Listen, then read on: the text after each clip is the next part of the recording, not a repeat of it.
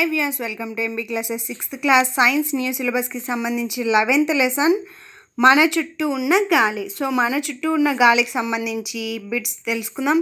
గాలి ఖాళీ స్థలాన్ని ఆక్రమిస్తుంది. గాలికి రంగు లేదు. గాలి గుండా మనం చూడగలం. సో గాలి పారదర్శకమైనది. మన భూమి పలుచని గాలి పొరతో చుట్టబడి ఉంది. ఈ పొర భూమి ఉపరితలం నుండి అనేక కిలోమీటర్ల వరకు విస్తరించి ఉంది. దీనిని వాతావరణం అంటారు.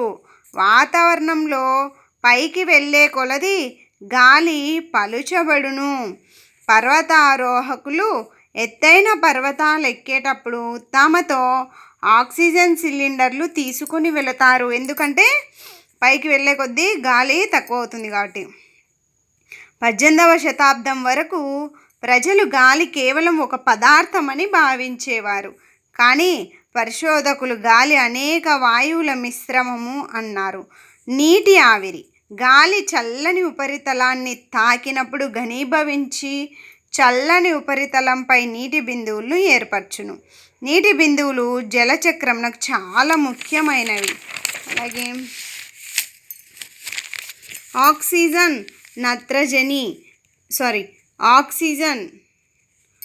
ఆమ్లజని మండడానికి సహాయపడే అంశం గాలిలోని ఆక్సిజన్. గాలిలో నైట్రోజన్ ఉంటుంది. ఇది కొవ్వొత్తి వెలగడానికి సహాయపడని అంశం గుర్తుపెట్టుకోండి. కొవ్వొత్తి వెలగడానికి సహాయపడని అంశం నత్రజని. కార్బన్ డైఆక్సైడ్ మన చుట్టూ ఉన్న గాలిలో కార్బన్ డైఆక్సైడ్ స్వల్పంగా ఉంటుంది. మొక్కలు, జంతువులు శ్వాసక్రియలో ఆక్సిజన్ ఉపయోగించుకొని కార్బన్ డైఆక్సైడ్ను విడుదల చేస్తాయి. మొక్కలు మరియు జంతువుల పదార్థాలు మండడం ద్వారా కూడా కార్బన్ డైఆక్సైడ్ మరియు ఇతర వాయువులు విడుదలవుతాయి. గాలిలో ధూళి కణాలు ఉన్నాయి. గాలిలో గల ధూళి కణాలు ఉనికి ఎప్పటికప్పుడు ప్రాంతాన్ని బట్టి మారుతూ ఉంటుంది. ముక్కులో గల సూక్ష్మమైన వెంట్రుకలు, శ్లేష్మము శ్వాస వ్యవస్థలోనికి ధూళి కణాలు రాకుండా అడ్డుకుంటాయి. గాలిలో గల వాయువులలో ప్రధానమైనవి నైట్రోజన్ మరియు ఆక్సిజన్లు 99% ఉంటాయి. కొద్ది మొత్తంలో కార్బన్ డైఆక్సైడ్ మరియు అనేక వాయువులు మరియు నీటి ఆవిరి ఉంటుంది. ఇతర వాయువులు ఉంటాయి. అయినప్పటికీ గాలి సంఘటనం ప్రాంతాలను బట్టి మారుతూ ఉంటుంది. ఓకే, గాలిలో నైట్రోజన్, ఆక్సిజన్ కలిసి 99%, మిగిలినవి 1% ఉంటాయి. నీరు గాలిని కలిగి ఉంటుంది. మట్టి గాలిని కలిగి ఉంటుంది. మట్టిలో నివసించే జంతువులు, మొక్కలు, వేర్లు గాలిని శ్వాసిస్తాయి.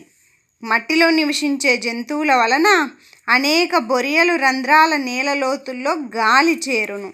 కిరణజన్య సంయోగ క్రియ మొక్కలలో జరగడం వలన ఆక్సిజన్ పునరుత్పత్తి జరుగును. మొక్కలు, జంతువులు పరస్పరం ఆధారపడును. గాలి ద్వారా గాలి మరను తిప్పి బోరుబావి నుంచి నీటిని తోడడానికి, పిండి మర పని చేయడానికి సహాయపడుతుంది.